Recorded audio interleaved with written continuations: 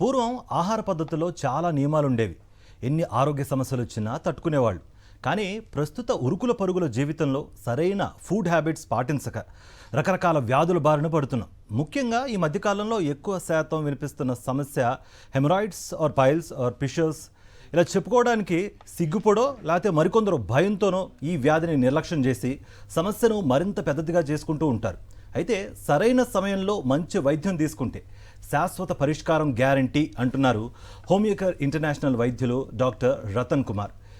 Haemorrhoids or piles, fistula లక్షణాలు ఏంటి, ఎలా నయం చేసుకోవచ్చు, హోమియోపతిలో ఎలాంటి ట్రీట్మెంట్ ఉంది, ఇలాంటి మరిన్ని వివరాలు వారిని అడిగి తెలుసుకుందాం. ముందుగా మీరు కాల్ చేయాల్సిన నెంబర్లు 040-233-10-680 ఆర్ 716, అలాగే 9550011199. ఆల్రెడీ స్క్రోల్ అవుతున్న నెంబర్లో మీరు కాల్ చేసి మీకు ఏమైనా సమస్య ఉంటే డాక్టర్ గారిని అడిగి తెలుసుకోవచ్చు. ముందుగా రతన్ కుమార్ గారు, హై అండ్ వెల్కమ్ టు ఆ స్టూడియో. ముందుగా చాలా మందికి చాలా డౌట్లు ఉంటాయి. ఈ పైల్స్ ఆర్ హెమరాయిడ్స్ కానీ, లేకపోతే పిస్టుల్లా కానీ, లేకపోతే ఫిషర్స్ కానీ, వీటికి తేడా అనేది చాలా మంది గమనించరు, తెలియదు కూడా. వీటి గురించి కొంచెం ఎక్స్ప్లెయిన్ చేయరు. ఫస్ట్ ఆఫ్ ఆల్ మీరు చెప్పిన విధంగా ఏంటి అంటే పైల్స్ కానివ్వండి, ఫిషర్ కానివ్వండి, ఫిస్టులాలు కానివ్వండి, ఇవన్నీ యానోరెక్టల్ డిజీజ్ అని అంటాము. అంటే దాని కిందకి క్లాసిఫికేషన్. యానోరెక్టల్ అంటే జనరల్గా మనం ఫుడ్ తీసుకున్నప్పుడు మన డైజెస్టివ్ సిస్టమ్ మౌత్ నుంచి స్టార్ట్ అవుతుంది. Mouth to oesophagus, stomach and small intestine, large intestine, లాస్ట్కి ఎండ్ మలద్వారం అంటే రెక్టమ్ అండ్ యానల్ కెనాల్లా ఎండ్ అయిపోతుంది అనమాట. ఇప్పుడు మీరు చెప్పిన హెమరాయిడ్స్ అంటే ఇది సైంటిఫిక్ నేమ్, జనరల్గా పైల్స్ అని కామన్ వర్డ్ అంటారు. ఇంకా తెలుగులో అంటే అర్షములలు అని అంటారు. జనరల్గా హెమరాయిడ్స్ అందరికీ ఉంటాయి. ఫంక్షనింగ్ ఏంటంటే మన మోషన్ ఎప్పుడైతే కిందికి పాస్ అవ్వాలో స్ప్లింటర్ అనేది ఉంటుంది. ఆ స్ప్లింటర్కి సపోర్ట్ అనేది హెమరాయిడ్స్ అనేది ఇస్తుంది అనమాట. ఎప్పుడైతే ఆ స్ప్లింటర్ ఒక అబ్నార్మాలిటీ ఉన్నా కానీ, లేకపోతే మలబద్ధకం రావడం కానివ్వండి, లేకపోతే డైట్ సరిగ్గా తీసుకోకపోవడము, ఇంటర్మీడియట్ అంటే లైక్ ఫైబర్ రిచ్ ఉన్న ఫుడ్ తీసుకోకపోవడం కానివ్వండి, ఫ్యాట్ తీసుకున్నప్పుడు, లేకపోతే ఒబేసిటీ ఉన్నప్పుడు, అండ్ ఆల్సో మజిల్స్ అనేటివి యాక్టివ్గా లేనప్పుడు, ఎక్కడైతే స్ప్లింటర్ ఉంటుందని చెప్పానో ఆ స్ప్లింటర్కి మజిల్స్ ఉంటాయి అన్నమాట. ఆ మజిల్స్ యొక్క స్ట్రెంగ్త్ అనేది సరిగ్గా లేకపోవడం వల్ల ఇది జారిపోతూ ఉంటాయి అన్నమాట పైల్స్. దాన్నే ఫిషర్ ఆర్ అంటే పైల్స్ ఆర్ హెమరాయిడ్స్ అని అంటారు. సో జనరల్గా మనకు ఎలా తెలుస్తుంది అని అంటే ఫస్ట్ ఇది జనరల్గా 2 టైప్స్ ఉంటాయి, ఇంటర్నల్ అండ్ ఆల్సో ఎక్స్టర్నల్. అంటే internal haemorrhoids and external haemorrhoids అని రెండు స్టేజెస్ అనుకుంటాం. అండ్ ఆల్సో ఇంటర్నల్ పైల్స్లో ఏంటంటే ఫస్ట్ మనకు మోషన్ వెళ్తున్నప్పుడు కానీ, లేకపోతే కూర్చున్నప్పుడు ఫ్రిక్షన్ వల్ల పెయిన్ రావడము, ఇది మెయిన్ సిమ్టమ్ అనమాట. అండ్ ఆల్సో దీన్ని ఇంటర్నల్ పైల్స్లో చూస్తాం. అదే ఎక్స్టర్నల్లో ఏంటి అంటే మనం ఏదైతే వీన్స్ అని చెప్పానో ఫస్ట్ హెమరాయిడల్ ప్లెక్సెస్ అని ఉంటాయి, అవి వీన్స్ అని అంటారు. అక్కడ ఆ వీన్స్ అనేది స్వెల్లింగ్ రావడం అంటే ఎంగార్జ్మెంట్ అంటే స్వెల్లింగ్ అనమాట. సో ఆ స్వెల్లింగ్ వచ్చేసి బయటికి కనిపిస్తూ ఉంటాయి. లైక్ మోషన్ పోయినప్పుడు మనకి చేతి తగులుతూ ఉంటుందన్నమాట. ఎప్పుడైతే మనం క్లీన్ చేసుకుంటున్నామో అప్పుడు చేతికి తగలడము, ఇవన్నీ మెయిన్ సిమ్టమ్స్ అనమాట. సో జనరల్గా ఏంటి అంటే ఈ స్టేజెస్ కూడా ఉంటాయి పైల్స్లో, స్టేజ్ 1 to స్టేజ్ 4. స్టేజ్ 1లో ఏంటి అంటే మోషన్ వెళ్ళేటప్పుడు పెయిన్ రావడం. అండ్ ఆల్సో స్టేజ్ 2లో వచ్చేసరికి ఏంటి అంటే ఆ స్వెల్లింగ్ ఏదైతే ఉందో ఒకసారి లోపలికి లేదా ఒకసారి వచ్చి బయటికి వెళ్ళడము, లేకపోతే అంటే కాన్స్టిపేషన్, లేకపోతే నార్మల్ సాఫ్ట్ అంటే మలం అనేది సాఫ్ట్గా ఉన్నప్పుడు లోపలనే ఉంటాయి. ఎప్పుడైతే గట్టి పడుతుందో అప్పుడు బయటకు వస్తుంది. ఇది స్టేజ్ 2 అనమాట. అదే స్టేజ్ 3లో ఏంటి అంటే అది బయటనే ఉంటుంది, ఏదైతే స్వెల్లింగ్ అనేది బయటే ఉంటుంది, మనం మెకానికల్గా సపోర్ట్ తీసుకొని పుష్ చేస్తే లోపలికి వెళ్తాయి. అది స్టేజ్ 3 అనమాట. ఇంకా స్టేజ్ 4లో కంప్లీట్గా బయట ఉండిపోతుంది. అంటే మనం సపోర్ట్ ఇచ్చినా కూడా అది లోపలికి వెళ్ళదు అనమాట. ఇది గ్రేడ్స్లో అంటే grade 1, grade 2, grade 3, grade 4 piles అని అంటారు. ఓకే, మెయిన్గా మీరు స్టేజెస్ గురించి చెప్పారు కాబట్టి చాలామంది పైల్స్కి సివియారిటీకి తట్టుకోలేక చాలామంది ఆపరేషన్కి ఆప్ట్ అవుతూ ఉంటారు. ముఖ్యంగా హోమియోపతిలో ఎలాంటి ట్రీట్మెంట్ ఉంది ఆపరేషన్కి ఆప్ట్ అవ్వకుండా, అండ్ డ్యూరేషన్ ఎంతవరకు పట్టే అవకాశం ఉంటుంది? ఇప్పుడు స్టేజెస్ మీరు చెప్పారు కాబట్టి స్టేజెస్ బట్టి ఏమన్నా డ్యూరేషన్ ఉంటుందా తగ్గే ఛాన్సెస్కి? కంపల్సరీ, ఎందుకంటే స్టేజెస్ కూడా ఏంటంటే మనకు సివియారిటీ తెలుస్తుంది. ఫస్ట్ ఆఫ్ ఆల్ మనకు పేషెంట్ రాగానే డిజిటల్ ఎగ్జామినేషన్ అనేది చూస్తాం, అంటే ఇన్స్పెక్ట్ చేస్తాం. ఫస్ట్ పైల్స్ బయట ఉన్నాయా, లోపల ఉన్నాయా, లేకపోతే ఇన్వెస్టిగేషన్స్ ఇస్తాం. లైక్ కొలోనోస్కోపీ కానివ్వండి, సిగ్మాయిడోస్కోపీ కానివ్వండి, different types of investigations available ఉన్నాయి. సో దాన్ని బట్టి మేము అసలు ఏ గ్రేడ్లో ఉందని చూసుకుంటే సివియారిటీ అనేది తెలుసుకున్నట్లయితే కాజ్ ఎక్కడొచ్చింది, అసలు మోషన్ గట్టిగా ఉండడం వల్ల పైల్స్ వచ్చాయా, లేకపోతే ఐబిఎస్ సమస్య ఏమన్నా ఉందా కానీ, లేకపోతే ulcerative colitis, inflammatory bowel disease అని అంటాము. దాంట్లో ఇది ulcerative colitis one of the main disease అనమాట. సో అది కూడా ఉందా లేదా అనేది రూల్ అవుట్ అయిపోతుంది లైక్ కొలోనోస్కోపీ చేసినప్పుడు. ఇవన్నీ చేసుకుంటూ మనకేంటి అంటే స్టేజ్ 1 అండ్ స్టేజ్ 2 వచ్చేసరికి కొంచెం క్యూరేషన్ అంటే డ్యూరేషన్ క్యూర్ అనేది కొంచెం తొందరగా అయిపోతుంది. కాకపోతే స్టేజ్ 3 స్టేజ్ 4లో ఏంటి అంటే ఇది బయట ఉంటుంది, ఎప్పుడు సమస్య వస్తుంది, కూర్చున్నప్పుడు మాకు తాకుతుంది, అంటే ఫ్రిక్షన్ రబ్ అవ్వడం వల్ల పెయిన్ ఉంటుంది, బ్లీడింగ్ వస్తుంది అని అంటారు కొంతమంది. సో ఆపరేషన్కి వెళ్తామని అంటారు. చాలా వరకు ఏంటంటే రికరెన్సీ, ఒకసారి ఆపరేషన్ చేసుకున్నా కానీ మళ్ళీ రికరెన్సీ అంటే రికర్ అయ్యే ఛాన్సెస్ చాలా ఉంటాయి. సో అది కాకుండా మనము ఈ నార్మల్ రెగ్యులర్ లైఫ్ అంటే రొటీన్ లైఫ్ని మనము వాళ్ళు లీవ్ చేయాలి అనుకుంటే మనకు ఎలాంటి సర్జరీ లేకుండా హోమియోపతిలో ట్రీట్మెంట్ అనేది ఉంటుంది. జనరల్గా ఏంటి అంటే ఇప్పుడు 2 ఇండివిజువల్స్ చూస్తాము, ఇద్దరు ఉన్నప్పుడు వాళ్ళకి ఇద్దరికి సేమ్ సమస్య ఉన్నా కానివ్వండి, హోమియోపతిలో ఏంటి అంటే డిఫరెంట్ రెమెడీ ఉంటుంది ఇద్దరికి. ఎందుకంటే మనం ఇచ్చేది కాన్స్టిట్యూషనల్ మెడిసిన్ అని అంటాము, జీసీఎస్ అని అంటాము. జీసీఎస్ అంటే జెనెటిక్ కాన్స్టిట్యూషనల్ సిమిలిమం అన్నమాట. ఎప్పుడైతే మనం బాడీ అంటే పేషెంట్ యొక్క మెంటల్ స్టేటస్ కానివ్వండి, సివియారిటీ కానివ్వండి, సిమ్టమ్స్ ఏమున్నాయి, వాట్ ఈస్ ద కాజ్ అనేది తెలుసుకున్నప్పుడు దానికి రెమెడీ అనేది దొరుకుతుందన్నమాట. సో వాళ్ళకి ఇండివిజువలైజేషన్ చేస్తాం హోమియోపతిలో ఫస్ట్ థింగ్. అందుకే బయట మెడిసిన్కి హోమియోపతికి డిఫరెన్స్ ఏంటి అంటే కాన్స్టిట్యూషన్ అనమాట. కాన్స్టిట్యూషనల్ స్టడీ చేస్తే ఇస్తే కనుక రికరెన్స్ అయ్యే ఛాన్సెస్ తక్కువగా ఉంటుంది. నెక్స్ట్ క్వశ్చన్ కూడా నేను అదే అడుగుదాం అనుకున్నా యాక్చువల్గా. ఏంటంటే ఆపరేషన్ చేయించుకున్నా కూడా రీఅకరెన్స్ అనేది ఉంటుంది అంటున్నారు. మీరు ఆల్రెడీ చెప్తున్నాడు హోమియో కేర్లో రీఅకరెన్స్ శాతం చాలా వరకు తక్కువ అని కూడా చెప్తున్నారు. అంటే ఇప్పుడు ఆల్రెడీ హోమియోపతి వాడే టైంలో ఫుడ్ హ్యాబిట్స్ ఎలా ఉండాలంటే దానికి తగ్గట్టుగా డైట్ కానీ లేకపోతే ఏమన్నా మీరు సజెస్ట్ చేసే అవకాశం ఉంటుందా, లేకపోతే ఏ డైట్ అయినా తీసుకోవచ్చు? లేదండి, ఎప్పుడైతే మనము డిజీజ్ పరంగా మనకు కొన్ని డైట్ అనేది ఉంటాం, అంటే మేము డైట్ చార్ట్ అనేది మెన్షన్ చేసి ఇస్తాం. ఎప్పుడైతే పేషెంట్స్ వస్తారో వాళ్ళకి ట్రీట్మెంట్తో పాటు డైట్ చార్ట్ కూడా మేము మెన్షన్ చేసి ఇస్తాం. లైక్ ఏంటి అంటే వాళ్ళు జనరల్గా ఫైబర్ రిచ్ ఫుడ్ తీసుకోవాలన్నమాట. లైక్ ఫ్రూట్స్ ఎక్కువ తీసుకోవడము, ఫ్రూట్స్లో మెయిన్గా జామ పండు ఎక్కువ తీసుకోవడము, లేకపోతే యాపిల్స్ తీసుకోవడము, ఫైబర్ రిచ్ ఉన్న ఫుడ్ లైక్ స్పినాచ్ అంటే ఆకుకూరలు ఎక్కువ తీసుకోవడము, ఇంకా యాంటీ ఆక్సిడెంట్స్ రిచ్ ఉన్న ఫ్రూట్స్ లైక్ ఆరెంజెస్ కానివ్వండి, అవకాడోస్ కానివ్వండి, ఇవన్నీ ఏం చేస్తాయంటే కొంచెం ఇన్ఫ్లమేటరీ ప్రాసెస్ని తగ్గిస్తాయి అన్నమాట. సో ఇలాంటి డైట్ కొంచెం చేంజ్ చేసుకుంటూ ఎవరైతే స్పైసీగా ఎక్కువ ఫుడ్ తీసుకున్నప్పుడు, నాన్ వెజ్ ఎక్కువ తీసుకున్నప్పుడు వాళ్ళకి కొంచెం అవాయిడ్ చేసి, లేకపోతే స్పైస్ తగ్గించి కొంచెం వాటర్ ఇంటేక్ పెంచుకున్నట్లయితే ఇట్లాంటిది మనం రికరెన్స్ రాకుండా కూడా డైట్ పరంగా ఆపుకోవచ్చు. అంటే ఫస్ట్ స్టేజ్లో ఇనీషియల్ స్టేజ్లో ఉన్న వాళ్ళకి డైట్ పరంగా కూడా వితౌట్ ఎనీ మెడికేషన్ కూడా డైట్తో తీసుకోవచ్చు. కాకపోతే ఎప్పుడైతే స్టేజెస్ అనేటివి ఇట్లా ప్రొలాంగ్ అవుతూ ఉన్నాయి అనుకోండి, వాళ్ళకి ట్రీట్మెంట్ అనేది అవసరం అనమాట. So first of all pain కొంచెం రాగానే డాక్టర్ని కన్సల్ట్ అయ్యి అసలు ఎందుకు పెయిన్ వస్తుంది, మాకు ఎందుకు ప్రాబ్లం ఏమవుతుందని తెలుసుకున్నట్టయితే మేము ఇన్వెస్టిగేషన్స్ ఇచ్చి లైక్ కొలోనోస్కోపీ కానివ్వండి, సిగ్మాయిడోస్కోపీ కానివ్వండి చూసి అసలు ఏముందో ప్రాబ్లం అనేది తెలుసుకున్నట్లయితే ట్రీట్మెంట్ స్టార్ట్ చేస్తే వాళ్ళకి ఇంకా ప్రొలాంగ్ కాకుండా అంటే స్టేజెస్కి దాటకుండా చూసుకోవచ్చు అనమాట. ఓకే, ముందుగా అంటే ఆల్రెడీ చాలామందికి వస్తున్న ప్రశ్నలు అనమాట. ఎందుకంటే ఫుడ్ హ్యాబిట్స్ అనేవి చాలా వరకు మన జీవితాన్ని కానీ లేకపోతే ఇప్పుడు మనం చెప్పుకుంటున్న వ్యాధులకి డిసైడింగ్ ఫ్యాక్టర్గా ఉంటాయి. వీటిని ముందే కనుక్కునే అవకాశం ఏమైనా ఉంటుందా? అంటే సిమ్టమ్స్ కానీ కొంతమందికి వామిటింగ్స్ అవుతాయి, కొంతమందికి మోషన్స్ అవుతాయి, ఇట్లా చాలా అకరెన్సెస్ అయితే చాలా వరకు జరుగుతూ ఉంటాయి. ఇలాంటివి ఏమన్నా ముందే మనకి అక్కరయ్యే అవకాశాలు ఏమైనా ఉంటాయా? మీరు ఎస్ అవును, కరెక్టే. మీరు చెప్పింది కూడా పాయింట్ ఏంటి అంటే అసలు డిసీజ్ రాక ముందుకే మనం తీసుకునే ప్రివెంటివ్ మెజర్స్ ఏంటి అని అడుగుతున్నారు. సో ప్రివెంటివ్ మెజర్స్ ఏంటి అంటే ఫస్ట్ ఆఫ్ ఆల్ మీకు రెగ్యులర్ డైట్ తీసుకున్నప్పుడు కానీ, లేకపోతే నార్మల్గా ఏంటంటే సెడెంటరీ యాక్టివిటీ ఉన్న వాళ్ళు లైక్ ఎక్కువసేపు కూర్చొని పనిచేసే వాళ్ళకి ఏంటి అంటే ఇంకా వాళ్ళకి వర్క్ మొత్తం మీద ప్రెషర్ పడిపోయి ఆకలి సరిగా అవ్వకపోవడమో, లేకపోతే వాళ్ళ టైంకి తినకపోవడమో ఇవన్నీ చూస్తూ ఉంటాం.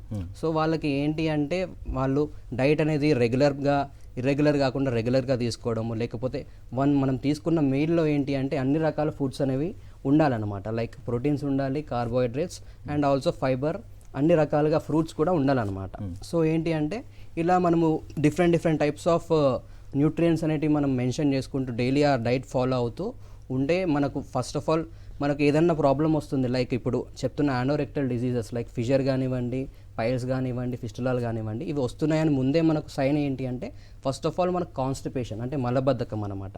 మలబద్ధకం మనకు నోటీస్ అవ్వగానే వెంటనే మనకు ఎందుకు ఇట్లా మోషన్ ఎందుకు సాఫ్ట్ కాకుండా హార్డ్ వస్తుంది, ఇవన్నీ తెలుసుకొని మనం దానికి మెజర్ చేసుకుంటుంటే సాఫ్ట్ స్టూల్స్ ప్రొడ్యూస్ చేసుకొని మలం అనేది కొంచెం సాఫ్ట్గా వచ్చేటట్టు చేసుకున్నట్లయితే మనం ఇది రివర్స్ చేసే ఛాన్సెస్ అయితే చేసుకోవచ్చు అనమాట. ఓకే, అంటే ఇప్పుడు ఆల్రెడీ హోమియోపతి అంటే ఈ మధ్యకాలం చూస్తున్నాం గల్లీకి వీధి చివర ప్రతి దగ్గర హోమియో కేర్లు ఉంటున్నాయి. కానీ మీ హోమియో కేర్ ఇంటర్నేషనల్ యూఎస్పీ అంటే ఏం చెప్తారు మీరు? అసలు బయట హోమియోపతికి మా హోమియోకేర్ ఇంటర్నేషనల్కి డిఫరెన్స్ ఏంటి అని Differences అడుగుతున్నారు.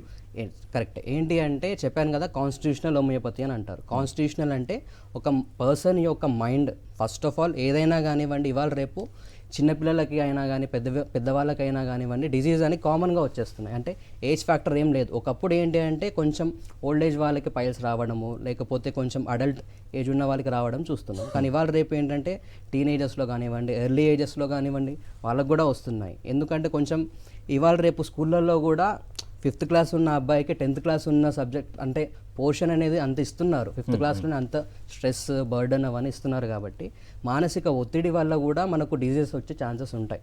సో అవన్నీ కాజ్ ఏంటి, కాన్స్టిట్యూషనల్ హోమియోపతి జీసీఎస్ అని చెప్పాను కదా, genetic constitutional simillimum. Homeocare speciality అంటే అదే అనమాట.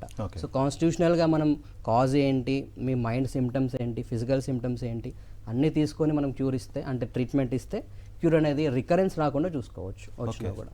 ఓకే, మీరు ఆల్రెడీ జెనెటికల్ గురించి చెప్తున్నారు కాబట్టి జెనెటికల్గా ఏమన్నా మనకి వ్యాధి సంక్రమించే అవకాశాలు ఇట్లాంటివి ఏమైనా ఉంటాయా? ఎందుకంటే ఆల్రెడీ మన డిఎన్ఏలో కొన్ని కోడ్లు రాసిపెట్టి ఉంటాయి, పలానా టైంలో లేకపోతే పలానా ఫుడ్ తీసుకున్నప్పుడు ఆ ట్రిగ్గర్ పాయింట్లు కొన్ని ఉంటాయి అన్నట్టుగా కూడా చాలామంది అనుకుంటారు. మేబీ నేను కూడా విన్నాను, అది ట్రూవా కాదు? కరెక్టే అండి. ఎందుకంటే జెనెటిక్లో ఇప్పుడు మనకు జెనెటిక్ అంటే ఏంటి అంటే మనకు ఎవరైనా బాడీ వస్తుందంటే మదర్ అండ్ ఫాదర్ జీన్స్ అనేటివి పిల్లలకి వస్తూ ఉంటాయి. సో మదర్ అండ్ ఫాదర్లో జీన్ ఉన్న ఆ జెనెటిక్ కోడ్ అయితే ఉందో అది కనుక రన్ అవుతూ ఉంటే మనకి వాళ్ళకి చైల్డ్కి కూడా వచ్చే ఛాన్సెస్ 100% ఉంటాయి. సో అవి రాకుండా కూడా మనం ముందే ఇప్పుడు పేరెంట్స్కి ఉన్నాయని పిల్లలకి మనకు అంటే ప్రివెంటివ్ మెజర్స్లో కూడా లైక్ ఫుడ్ డైట్ కంట్రోల్ చేసుకోవడం, అంటే ఇర్రెగ్యులర్ కాకుండా డైట్ ప్యాటర్న్ నార్మల్గా రొటీన్ డైట్ చేసుకోవడం, ఆల్సో కొంచెం ఇప్పుడు తీసుకున్న మీల్లో చెప్పినట్టు అన్ని విధాలుగా అయినా న్యూట్రియన్స్ తీసుకొని ఇంకా ఆల్సో వాటర్ ఇంటేక్ బాగా పెంచుకొని ఫైబర్ రిచ్ ఉన్న ఫుడ్ తీసుకుంటూ అయితే అది రాకుండా మనం అరికట్టవచ్చు అనమాట. ఓకే, మెయిన్గా మీరు హోమియో కేర్ ఇంటర్నేషనల్లో మీరు చూసిన సివియారిటీ బట్టి ఒక కేస్ సక్సెస్ స్టోరీ చెప్పండి. ఎందుకంటే చాలా మందికి చాలా ప్రశ్నలు ఉంటాయి. మీరు స్టేజెస్ చెప్పారు కాబట్టి ఈ టైం నుంచి ఈ డ్యూరేషన్ వరకు ఈ స్టేజ్లో ఇంతవరకు మాకు సక్సెస్ ఫ్యాక్టర్ ఉంది లేకపోతే సక్సెస్ రేట్ ఉంది అని చెప్పుకోవడానికి మీరు చూసిన ఒక సివియర్ కేస్ గురించి ఒకసారి ఎక్స్ప్లెయిన్. ఓకే అండి, ఒక పేషెంట్ ఉండేవారు. వాళ్ళు ఏంటి అంటే తనకి బంచ్ ఆఫ్ గ్రేప్స్ లాగా ఇప్పుడు ఏంటి అంటే హెమరాయిడ్స్ ఒకటి పైల్ అంటే ఒకటన్నా ఉండొచ్చు లేకపోతే మల్టిపుల్ అన్నా ఉండొచ్చు. ఆ పేషెంట్కి ఏంటంటే multiple piles like 3 or 4 piles ఉండే అనమాట. సో అది ఏంటి అంటే మోషన్ అనేది బయటికి రాకుండా అబ్స్ట్రక్ట్ చేసేది. సో దానివల్ల తను వెయిట్ లాస్ అయ్యేవాడు. అంటే ఆ లాస్ట్ స్టేజ్లో కూడా వచ్చారు పేషెంట్. వాళ్ళు ఏమన్నారంటే సర్జరీ ఆప్షనే లాస్ట్ వాళ్ళకి అని చెప్పారనమాట బయట హాస్పిటల్లో. అయితే మేము దాని కాన్స్టిట్యూషనల్ ట్రీట్మెంట్ అనేది ఇచ్చినట్టయితే వాళ్ళదంతా స్టడీ చేస్తాం. ఫస్ట్ ఆఫ్ ఆల్ కేసు అంతా స్టడీ చేస్తారు, గ్రూప్ స్టడీ చేసుకొని ఏంటి అంటే కాజ్ ఏంటి, అసలు ఎప్పటి నుంచి వచ్చింది. సో వాళ్ళకి డ్యూరేషన్ అనేది కోర్స్ అనేది ఉంటుందన్నమాట. ఇప్పుడు అది 4th స్టేజ్ ఉంది కాబట్టి కొంచెం డ్యూరేషన్ అనేది కొంచెం టైం పడుతుందని వాళ్ళకి ప్రివెంటివ్ మెజర్స్ చెప్పి అండ్ ఆల్సో వాళ్ళకి డైట్ ప్యాటర్న్ ఇచ్చుకున్నట్లు అవన్నీ ఇస్తూ కొంతమంది చాలా వరకు ఒకటి కాదు ఒక 4-5 కేసెస్ స్టేజ్ 4లో ఉన్న కేసెస్ కూడా సర్జరీ రాకుండా ఆపామన్నమాట. ఓకే, చాలా వరకు ఉన్నాయి. ఓకే, మీరు చెప్తున్నట్టుగా ఏజ్ ఫ్యాక్టర్ అనేది ఓ జెనెటికల్గా సంక్రమించే అవకాశం ఉన్న నేపథ్యంలో కూడా కొన్ని ట్రిగర్ పాయింట్స్ ఉంటాయి. అలా కాకుండా ఇప్పుడు సపోజ్ నేను ఒక పేషెంట్ని, బట్ మా ఫాదర్కి లేకపోతే మా ఫాదర్స్ వీళ్ళందరికీ ఎవ్వరికీ లేదు, బట్ నాకే వచ్చింది. Maybe it's either food habits వల్ల లేకపోతే ఇతరత్ర కారణాల వల్ల. బట్ ఏంటంటే ఈ స్టేజ్లో వచ్చింది ఎందుకంటే నేను రెగ్యులర్గా ఒకే టైప్ ఆఫ్ లేకపోతే ఒకే కైండ్ ఆఫ్ ఫుడ్ తీసుకుంటున్నా, ఒకే డైట్ తీసుకుంటున్నా, స్పైసీ ఫుడ్ తినట్లా అయినా కూడా నాకు వచ్చింది అంటే ఏంటి కారణం, ఏమై ఉంటుంది? దానికి కారణం మెయిన్గా స్ట్రెస్ ఫ్యాక్టర్. స్ట్రెస్ ఫ్యాక్టర్ ఒకటి అసలు అధిక అంటే లైక్ మానసిక ఒత్తిడి ఎక్కువ ఉండడం. కొంతమంది ఏంటి అంటే నేను నార్మల్ వెజ్ వాళ్ళకి వెజిటేరియన్ ఉన్న వాళ్ళకి నాన్ వెజ్ తినరు కదా, వాళ్ళకి కూడా పైల్స్ వస్తాయి అంటారు. అండ్ ఆల్సో వాళ్ళకి నేను ఇర్రెగ్యులర్ కాకుండా రెగ్యులర్ టైమింగ్సే తీసుకుంటున్నాను అంటారు. కాకపోతే వాళ్ళకి ఏంటి అంటే మీల్స్లో అన్ని రకాల అంటే ఆహారం అనేటివి న్యూట్రియన్స్ అన్నీ ఉండాలన్నమాట. సో వాళ్ళకి ఏదన్నా ఒకటి డెఫిషియన్సీ ఉన్నా కానివ్వండి, ప్రోటీన్ డెఫిషియన్సీ ఉన్నా కానివ్వండి, కార్బోహైడ్రేట్స్ డెఫిషియన్సీ ఉన్నా కానివ్వండి, సో ఇర్రెగ్యులర్గా తీసుకోకపోయినా కూడా డెఫిషియన్సీ ఉన్న వల్ల కూడా పైల్స్ వస్తాయి. అండ్ ఆల్సో వాళ్ళకి మెయిన్ ట్రిగరింగ్ ఫ్యాక్టర్ ఏంటంటే స్ట్రెస్ అనమాట, మానసిక ఒత్తిడి. ఓకే, అదే ఓకే. మెయిన్గా మీరు చెప్తున్నాడు ఇందాడగా ఇంటర్నల్ ఎక్స్టర్నల్ గురించి చెప్తున్నారు. ఎక్స్టర్నల్ అంటే ఆల్రెడీ ఇప్పుడు మనకు తెలుస్తుంది, అంటే ఇంటర్నల్ కొన్ని సందర్భాల్లో మనకు తెలియవు. ఆ టైంలో వాటిని ఎలా గుర్తించాలి? ఒకవేళ గుర్తించిన తర్వాత అంటే గుర్తించే అవకాశం ఉంటుందంటారా? గుర్తించిన తర్వాత మీ దగ్గర స్టార్టింగ్ స్టేజ్ నుండి ఎలాంటి ట్రీట్మెంట్ ఉంది? జనరల్గా ఏంటి అంటే మనకు internal are external piles difference తెలియాలి అంటే ఫస్ట్ ఆఫ్ ఆల్ పేషెంట్ చెప్తాడనమాట. మోషన్ పాస్ చేసేటప్పుడు కొంచెం హార్డ్ స్టూల్స్ వచ్చినప్పుడు పెయిన్ వస్తుందని చెప్తారు. సో మనకు కొంచెం బ్లీడింగ్ వచ్చినా కానివ్వండి, వాళ్ళు ఇంటర్నల్ పైల్స్లో ఎక్కువ బ్లీడింగ్ వస్తుంది, ఎక్స్టర్నల్ కంటే ఇంటర్నల్లో ఎక్కువ బ్లీడింగ్ వస్తుంది అనమాట. సో ఇంటర్నల్ పైల్స్లో బ్లీడింగ్ వస్తుంది అంటే మనం అది ఫిషరా లేకపోతే పైలా అనేది మనకు డిఫరెన్స్ తెలియాలి అంటే సిగ్మాయిడోస్కోపీ కానివ్వండి ఇన్వెస్టిగేషన్స్ చేసి అండ్ ఆల్సో మనం ఇన్స్పెక్షన్ చేసుకున్నట్లయితే అది ఏది లైక్ ఇంటర్నల్ పైల్ ఉందా లేకపోతే అది ఫిషర్ ఉందా, ఫిషర్కి ఇంటర్నల్ పైకి ఒక్కోసారి డిఫరెన్స్ వస్తుందన్నమాట. అంటే మనకు తెలియదు అంటే ఏంటి ఫిషర్ అంటే ఏంటి అంటే మోషన్ గట్టిగా వచ్చినప్పుడు ఒక లీనియర్ టేర్ అనేది జరుగుతుంది యానల్ రీజియన్లో, అది ఫిషర్ అన్నమాట. పైల్స్ అనేటివి ఏంటంటే ఇప్పుడు చెప్పాను కదా, ఎమరాయిడల్ ప్లెక్సస్ ఏదైతే ఉందో అది కొంచెం కిందికి జారడం కానివ్వండి బయటికి రావడం అవి చూస్తూ ఉంటాం. ఇంటర్నల్ పైల్ అంటేనేమో లోపలనే ఉండిపోతుంది. సో దానివల్ల ఏంటి అన్నప్పుడు మోషన్ పోయేటప్పుడు డిఫికల్టీ రానివ్వండి, కూర్చున్నప్పుడు డిస్కంఫర్ట్ కానివ్వండి, ఇవన్నీ చూస్తాం అనమాట ఇంటర్నల్ పైల్స్లో. ఓకే, మీరు చెప్తున్నట్టుగా స్ట్రెస్ ఫ్యాక్టర్ అనేది ఈ కాలంలో ఆల్రెడీ డిఫరెంట్ ఫుడ్ ప్యాటర్న్స్ అనేది జరుగుతుంది, డిఫరెంట్ హ్యాబిట్స్ అనేది జరుగుతుంది. స్ట్రెస్కి ఎక్కువ గురవుతున్న సందర్భం కనిపిస్తోంది, which can trigger to this piles or fistula. మీరు మనం చెప్తున్న ఈ వ్యాధులకు సంబంధించి ఈ స్ట్రెస్ని తగ్గించుకునే విధంగా ఏమైనా ఉన్నాయా మన దగ్గర అసలు హోమియో కేర్లో? ఆఫ్ కోర్స్ అండి, ఎందుకంటే ఫస్ట్ ఆఫ్ ఆల్ మేము ఇచ్చేది మైండ్కి ట్రీట్మెంటే ఇస్తాం. సో మైండ్కి ట్రీట్మెంట్ ఇస్తే ఆటోమేటిక్గా కాన్స్టిట్యూషన్ అని చెప్పాను కదా, అన్నీ వాళ్ళకి ఉన్న ఇరిటేషన్ కానివ్వండి, వాళ్ళకు ఉన్న సాడ్నెస్ కానివ్వండి, యాంగ్జైటీ కానివ్వండి, ఒక్కొక్కసారి యాంగ్జైటీ ఎక్కువ ఉన్నా కూడా ఐబిఎస్ అని చెప్పాను, అంటే ఇరిటబుల్ బవెల్ సిండ్రోమ్ అని అంటారు. సో యాంగ్జైటీ వల్ల కూడా వాళ్ళకి కాన్స్టిపేషన్ రానివ్వండి లేకపోతే డయేరియా అంటే విరోచనాలు రానివ్వండి ఇవన్నీ వస్తూ ఉంటాయి అన్నమాట. సో దానివల్ల కూడా ఫస్ట్ ఆఫ్ ఆల్ ఆ కాజ్ని మనము అయితే స్ట్రెస్ ఎక్కువ ఉందా లేకపోతే ప్యాథలాజికల్గా ఏదైనా ఇన్వాల్వ్మెంట్ ఉందా అనేది తెలుసుకున్నట్లయితే వాళ్ళకి ఈవెన్ యాంగ్జైటీకి కూడా డిప్రెషన్కి కూడా హోమియోపతిలో మెడిసిన్స్ ఉంటాయండి. ఓకే, మెయిన్గా మనం చెప్తున్నట్టుగా కొన్ని ఫ్యాక్టర్స్ ఉంటాయి, వామిటింగ్స్ కానీ లేకపోతే లూజ్ మోషన్స్ కానీ, దీని తీవ్రత తగ్గట్టుగా ముందే ఐడెంటిఫై చేసే అవకాశం ఉంటుందా, లేకపోతే వాటి తీవ్రత లేకపోతే వాటిలో కూడా ఏమైనా స్టేజెస్ ఉంటాయి? దాంట్లో ఏం లేదండి, ఇప్పుడు ఏదైనా కానివ్వండి మనకు ఫిజియోలాజికల్గా వామిటింగ్స్ వస్తూ ఉంటాయి. అండ్ ఆల్సో మీరు ఒకటి ప్రెగ్నెన్సీ టైంలో ఏంటి అంటే ఇప్పుడు ఆడవాళ్ళకి ప్రెగ్నెన్సీ టైంలో కొంచెం అబ్డామినల్ ప్రెషర్ అనేది ఎక్కువ అవుతుంది అనమాట. అబ్డామినల్ ప్రెషర్ ఎక్కువ ఉండడం వల్ల వాళ్ళకి రిఫ్లెక్స్లు వస్తాయి, లైక్ ఈసోఫాగల్ రిఫ్లెక్స్ వల్ల వామిటింగ్స్ రావడము, దాన్ని హైపరెమెసిస్ గ్రావిడారం అని అంటారనమాట. సో అదొక రిఫ్లెక్స్ కానివ్వండి, దాంతోపాటు ఒక్కోసారి అబ్డామినల్ ప్రెషర్ ఎక్కువ అయ్యి స్ప్లింటర్ యొక్క డ్యామేజ్ అయిపోయి పైల్స్ రావడం కానివ్వండి, ఇవన్నీ మెయిన్గా ప్రెగ్నెన్సీ టైంలో చూస్తూ ఉంటాం అన్నమాట. సో వాళ్ళకి డెలివరీ అయిపోయాక కూడా ఒక్కొక్కసారి అక్కడే పైల్స్ అనేటివి వచ్చినప్పుడు అవి బయటకే ఉండిపోతాయి. సో వాళ్ళకి ఏంటి అంటే అక్కడ ఉన్న రెక్టల్ మజిల్స్ ఏదైతే ఉన్నాయో కొంచెం వీక్ అయిపోతాయి అన్నమాట. వీక్ అవ్వడం వల్ల వాళ్ళకి అది మళ్ళీ రివర్స్ అంటే రెక్టల్ మజిల్ స్ట్రెంత్ రీగెయిన్ చేసుకోవడానికి కూడా మెడిసిన్స్ ఉంటాయి. ఓకే, మెయిన్గా ఏదైనా కూడా చిన్నపిల్లలు, పెద్దవాళ్ళు, ముసలివాళ్ళు, లేకపోతే మీరు చెప్పినట్టుగా ప్రెగ్నెంట్ ఉమెన్కి సంబంధించి వాళ్ళకి ఏదన్నా వ్యాధులు వచ్చినా కూడా మెడికేషన్ అనేది చాలా వరకు చూసి ప్రిస్క్రైబ్ చేస్తారు. బట్ ఏంటంటే హోమియో కేర్లో ఎంతవరకు సేఫ్ అంటారు? ఒకవేళ హోమియో కేర్ అనేది సేఫ్ అంటారు అసలు? ఇప్పుడు కొంతమంది ఏమంటారు ప్రెగ్నెన్సీ టైంలో హోమియోపతి తీసుకోవద్దు, తీసుకుంటే ఏదన్నా సైడ్ ఎఫెక్ట్స్ వస్తాయేమో అని అపోహ చాలా ఉంటుంది బయట. సో జనరల్గా ఏంటి అంటే హోమియోపతి ఈజ్ నథింగ్, దాంట్లో అసలు సైడ్ ఎఫెక్ట్స్ ఏమీ ఉండవు అన్నమాట. 100% సైడ్ ఎఫెక్ట్ లేని మెడిసిన్ ఉంది అంటే హోమియోపతియే. సో ఎందుకంటే దానికి ఫస్ట్ ఆఫ్ ఆల్ ఏంటి అంటే కాన్స్టిట్యూషనల్ మెడిసిన్ అని చెప్తాము. సో అదేంటి అంటే మన బాడీలో ఏదైతే వీకర్ పార్ట్ ఉందో దానిపైన ఎఫెక్ట్ అనేది చూపిస్తుంది. సో దానివల్ల నార్మల్ ఉన్న ఆర్గాన్ అనేది డ్యామేజ్ అనేది అస్సలు అవ్వదు అనమాట, ఎందుకంటే సైడ్ ఎఫెక్ట్స్ ఉండవు. సో 100% సైడ్ ఎఫెక్ట్స్ లేని మెడిసిన్ హోమియోపతి మెడిసిన్. ఓకే, మీరు చెప్తున్నారు కదా సైడ్ ఎఫెక్ట్స్ లేని మెడికేషన్ అనేది మేబీ ఏదో ఒక మనకు తెలియకోకుండా సైడ్ ఎఫెక్ట్స్ వచ్చే అవకాశం ఉంటుంది, మనకు తెలిసి మనకి కనిపిస్తూ ఉంటాయి. బట్ హోమియోపతిలో సైడ్ ఎఫెక్ట్స్ ఎందుకు ఉండవు అంటారు? దీన్నే మనం ఎందుకు ప్రిస్క్రైబ్ చేయాలంటారు అసలు యాక్చువల్గా హోమియోపతిని? ఎస్, కరెక్ట్ క్వశ్చన్ అండి. హోమియోపతి ఏంటి అంటే అసలు మనకు జనరల్గా మన బాడీలో ఏదైతే వీకర్ పార్ట్ మనకు వైటల్ ఫోర్స్ అని అంటాము జనరల్గా, ఆ వైటల్ ఫోర్స్ ఎక్కడైతే అది డిస్టర్బ్ అవుతుందో ఆ డిస్టర్బ్ అయిన వెంటనే అక్కడ ఉన్న ఏదైతే వీకర్ ఆర్గన్ ఉందో దానిపైన ఎఫెక్ట్ చూపిస్తుంది నార్మల్గా ఎవరికైనా కానివ్వండి. కాకపోతే హోమియోపతిలో ఏంటి అంటే ఇప్పుడు వామిటింగ్స్ వచ్చాయి, బయట అలోపతిలో ఏంటి అంటే యాంటీ ఎమిటిక్స్ ఇస్తారు, అంటే వామిటింగ్స్ రాకుండా ఆపడానికి రివర్స్ చేసుకునేటట్టు ఇస్తారు. కాకపోతే మనకి ఏంటి అంటే కాజ్ అనేది ఏంటో తెలుసుకోవాలి. ఫస్ట్ కాజ్ తెలుసుకున్నట్లయితే రెమెడీ అనేది యాక్షన్ చూపిస్తున్నట్టయితే ఎక్కడ సైడ్ ఎఫెక్ట్స్ రాకుండా ఆ వీకర్ అయిన పార్ట్ మీద ఎఫెక్ట్ చూపిస్తుంది.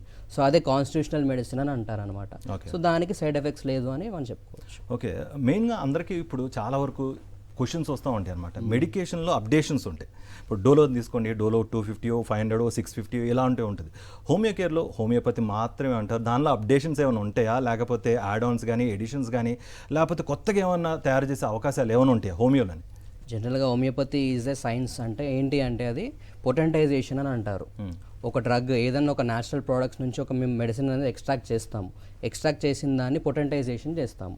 ఇప్పుడు ఏదైతే ఇప్పుడు బయట 200 mg 500 mg అని అలోపతిలో టాబ్లెట్స్ ఉంటాయి కదా, ఇక్కడ కూడా కొంచెం పవర్ అనేది ఇంక్రీజ్ చేస్తూ పొటెంటైజేషన్, డైల్యూషన్ అనేది మెయిన్ ఇంపార్టెంట్ హోమియోపతి డ్రగ్ ప్రిపరేషన్లో. డైల్యూషన్, పొటెంటైజేషన్ అన్నమాట. పొటెంటైజేషన్ ఏంటి అంటే ఉన్న పార్టికల్ యొక్క డ్రగ్ అంటే డిజీజ్ మెడిసినల్ ఎఫెక్ట్ అనేది అరౌజ్ చేస్తాం అనమాట. ఇంటెన్సిటీ పెంచుతాము. అండ్ ఆల్సో పెరుగుతున్న కొద్దీ దాని పవర్ అనేది పెరుగుతూ ఉంటుంది అనమాట. పొటెన్సీ అనేది, potentisation is the one of the dynamisation product అనమాట హోమియోపతిలో. సో దానివల్ల ఎఫెక్ట్ అనేది చూపిస్తాం. ఓకే, అంటే ఈ ఇంటెన్సిటీ అనేది స్టేజెస్ వైజ్ ఉంటుందా, లేకపోతే ఏజ్ గ్రూప్ వైజ్ ఉంటుందా, లేకపోతే ఇతరత్ర కారణాలు ఏమైనా ఉంటాయా? అంటే ఈ ఇంటెన్సిటీ హోమియోపతి అనేది చిన్నపిల్లలకు కానీ, లేకపోతే ముసలి వాళ్ళకి కానీ, ప్రెగ్నెంట్ ఉమెన్ కానీ, లేకపోతే యంగ్ పీపుల్ కానీ, ఇలాంటి ఏమైనా ఐడెంటిఫై చేసి వాళ్ళకి దానికి తగ్గట్టుగానే ప్రిస్క్రైబ్ చేసే అవకాశం ఉంటుందంటారా? అవును, కరెక్టే. ఏజ్ ఫ్యాక్టర్ కూడా చూస్తాం అనమాట. ఇంకా ఆల్సో కొంతమంది ఏంటి అంటే హైపర్ సెన్సిటివిటీ పర్సన్స్ ఉంటారు. అంటే చిన్న వాటికి సెన్సిటివ్నెస్ ఉన్నాయి అంటే వాళ్ళకి తెలుస్తాయి అన్నమాట. వాళ్ళు కూడా చెప్తూ ఉంటారు, మేము కేస్ స్టడీ చేసేటప్పుడు వాళ్ళకి నేను చిన్న వాటికి లైక్ హైపర్ సెన్సిటివ్ అవుతూ ఉంటామని చెప్తూ ఉంటారు. సో దానివల్ల ఏంటి అంటే సెన్సిటివ్నెస్ బట్టి కూడా డోస్ అనేది, పొటెన్సీ అనేది చేంజ్ అవుతూ ఉంటుందన్నమాట. అండ్ ఆల్సో ఏజ్ ఫ్యాక్టర్, మేల్స్కి ఫీమేల్స్కి కూడా డిఫరెంట్ డోసేజ్ అనేది మేము ఇస్తూ ఉంటామన్నమాట. సో ఇది మెయిన్గా డిఫరెన్స్ ఉంటుంది దీనికి పొటెంటైజేషన్లో. ఇంకా చాలామంది వ్యాధిగ్రస్తులు ఉంటారు, అంటే అలర్జిక్ కానీ, క్యాన్సర్ పేషెంట్స్ కానీ, ఇలాంటి వాళ్ళు ఉంటారు. అలర్జిక్ పేషెంట్స్కి అయితే కొన్ని ఫుడ్స్ వాళ్ళు దాదాపు అవాయిడ్ చేసేస్తారు. అలాంటి ఫుడ్స్ తింటే అవి ట్రిగర్ అవుతాయి మళ్ళీ. సో అలాంటి అలర్జిక్ పేషెంట్స్ కానీ, క్యాన్సర్ పేషెంట్లకు కానీ హోమియోపతి ఈ ఇంటెన్సిటీ తగ్గట్టుగా మీరు చెప్తున్నారు కాబట్టి అది ప్రిస్క్రైబబుల్ అంటారా, లేకపోతే దానికి తగ్గట్టుగా వేరే మెడికేషన్ లేకపోతే వేరే హోమియోపతి ట్రీట్మెంట్ ఏమైనా ఉంటుందా? నథింగ్ అండి. ఇప్పుడు చిన్న కోల్డ్ కానివ్వండి, లేకపోతే క్యాన్సర్ కానివ్వండి, చిన్న వ్యాధి అయినా పెద్ద వ్యాధి అయినా మనకు హోమియోపతి అనేది డిఫరెన్స్ ఏమీ ఉండదు. జనరల్గా పొటెన్సీ డిఫరెన్స్ ఉంటుంది అంతే కానివ్వండి. ఇది వేరే మెడిసిన్, అది వేరే మెడిసిన్, దీనికి డిఫరెంట్ మెడిసిన్ ఏమీ ఉండదు. అన్ని రోగాలకి, అన్ని సమస్యలకి ఒకటే హోమియోపతి, దానికి డిఫరెన్స్ ఏమీ ఉండదండి.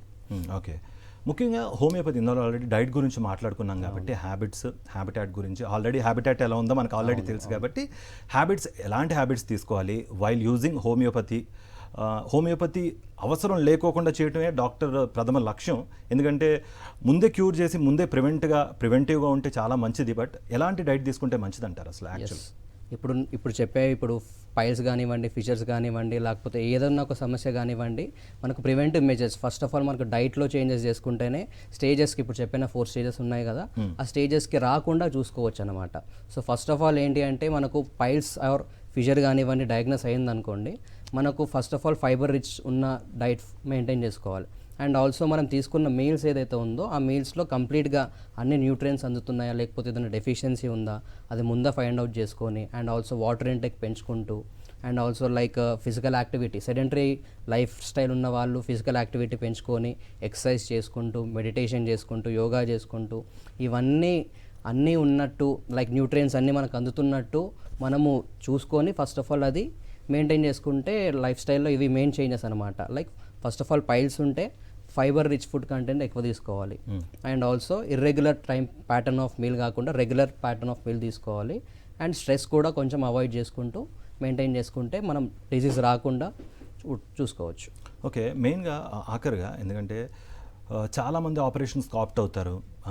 ఎందుకంటే బాధను తట్టుకోలేక, లేకపోతే తొందరగా రిలీవ్ కావడానికి, ఆ పెయిన్ నుంచి భరించలేక తొందరగా రిలీవ్ కావడానికి వాళ్ళు ఆపరేషన్కి ఆప్ట్ అవుతారు.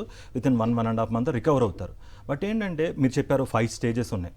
ఈ 5 స్టేజెస్ వాళ్ళకి హోమియోపతి వాడిన తర్వాత ఇంత టైం డ్యూరేషన్ ఏమైనా ఉంటుందా తగ్గటానికి, లేకపోతే మనిషికి డిఫర్ అవుతుందా, లేకపోతే అప్రాక్స్గా ఒక 5 to 6 months పట్టే అవకాశం ఉంటుందా, లేకపోతే ఆ టైం డ్యూరేషన్ ఎలా ఉంటుందండి? ఎస్, టైం డ్యూరేషన్ ఇప్పుడు క్యూర్ అనేది అవ్వాలి అంటే ఫస్ట్ ఆఫ్ ఆల్ ఏంటి అంటే బాడీ యొక్క ఇమ్యూనిటీ డిపెండెన్స్ అనమాట.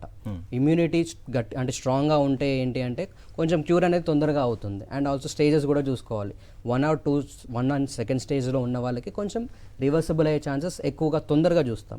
అండ్ ఆల్సో 3 and 4 స్టేజెస్ ఉన్నాయి కదా, అది కొంచెం టైం పడుతుంది. సో వాళ్ళకి ఏంటి అంటే వాళ్ళ ఇమ్యూనిటీ స్ట్రాంగ్ ఉందా లేదా, వాళ్ళ చిన్నప్పటి నుంచి ఇప్పటి వరకు వాళ్ళ కేస్ హిస్టరీ అంతా తీసుకుంటే వాళ్ళ ఇమ్యూనిటీ లెవెల్స్ ఎంత ఉందో కూడా మనకు ఫైండ్ అవుట్ చేయొచ్చు. లైక్ కొంతమంది ఉంటారు లైక్ హైపర్ సెన్సిటివిటీ పేషెంట్స్ ఏంటి అంటే తొందరగా కోల్డ్ ఎఫెక్ట్ అవ్వడం కానివ్వండి, లేకపోతే తొందరగా ఫీవర్ రానివ్వండి, ఏదైనా వెదర్ చేంజ్ అయినా కానివ్వండి కొంచెం వాళ్ళకి డిజీజెస్ తొందరగా వస్తుంటాయి. సో వాళ్ళకి కొంచెం ఇమ్యూనిటీ లో ఉంటుందన్నమాట. సో ఆ ఇమ్యూనిటీ లెవెల్స్ బట్టి మనం డ్యూరేషన్ అనేది కోర్స్ అనేది ఉంటుందన్నమాట. అండ్ ఆల్సో స్టేజెస్ కూడా ఈ రెండు ఫ్యాక్టర్స్ అనేది మనం కంబైన్గా చేసుకున్నట్లయితే ట్రీట్మెంట్కి అసలు ఎలాంటి ఎంత కోర్స్ అనేది ఉంటుంది, వాళ్ళకి డ్యూరేషన్ ఎంత పడుతుంది, అండ్ ఆల్సో పొటెన్సీ చేంజెస్ చెప్పాను కదా, డైనమైజేషన్ అని చెప్పాను డ్రగ్. సో దాని పరంగా మనము ట్రీట్మెంట్ అనేది ఉంటుంది హోమియో కేర్లో. ఓకే, ఆఖరిగా మీ హోమియోపతి ఇంటర్నేషనల్కి సంబంధించిన సక్సెస్ రేట్ కూడా చాలా ఉంది, మేము ఆల్రెడీ చూసాం, మేము ఆల్రెడీ దానికి సంబంధించిన రివ్యూలు కూడా చాలా మంది చదివాం. ఆఖరిగా మీరు ఏం చెప్పదలుచుకున్నారు పేషెంట్స్ కానీ, లేకపోతే చాలామంది చాలా సమస్యలు ఉన్నాయి, ఇప్పుడు కాల్ చేయని పరిస్థితిలో వాళ్ళు ఉంటారు, వాళ్ళకి ఏం చెప్తారు ఆఖరిగా? జనరల్గా ఏంటి అంటే ఇప్పుడు ప్రాబ్లమ్స్ ఏదున్నా కానివ్వండి సమస్యలు, ఫస్ట్ ఆఫ్ ఆల్ అది ఎందుకు వస్తుంది, కాజ్ ఎందుకు ఉంది అంటే ఇప్పుడు చెప్పిన యానోరెక్టల్ డిసీజెస్లో పైల్స్ కానివ్వండి, ఫిషర్స్ కానివ్వండి, ఫిస్టులాలు కానివ్వండి, ఇవి మనకు ముందే ఎందుకు వస్తుంది, లైక్ కొంచెం మోషన్ అనేది స్ట్రాంగ్గా ఉన్నప్పుడు, కాన్స్టిపేషన్ మలబద్ధకం ఉన్నప్పుడు ఆ స్టేజ్లోనే మా హోమియో కేర్కి వస్తే ఇంకా స్టేజెస్కి రానివ్వకుండా ఇంకా రివర్స్ అయ్యే ఛాన్సెస్ అయితే 100% ఉంటుందన్నమాట. సో ఫస్ట్ ఆఫ్ ఆల్ మనకు డైట్ కూడా రెగ్యులర్గా, ఇర్రెగ్యులర్ డైట్ కాకుండా రెగ్యులర్ డైట్ తీసుకొని, ఫైబర్ రిచ్ డైట్ ఫుడ్ తీసుకొని, అండ్ ఆల్సో కొంచెం ఫిజికల్ యాక్టివిటీ పెంచుకొని, సెడెంటరీ యాక్టివిటీ లేకుండా మనము ఆ యాక్టివిటీ పెంచుకున్నట్లయితే మనము రివర్స్ అయ్యే ఛాన్సెస్ 100% ఉంటుంది. Thank you doctor, thank you Ratan Kumar, thank you so much for expertise. ఇది వాళ్ళ doctors time. Stay tune to Sakshi.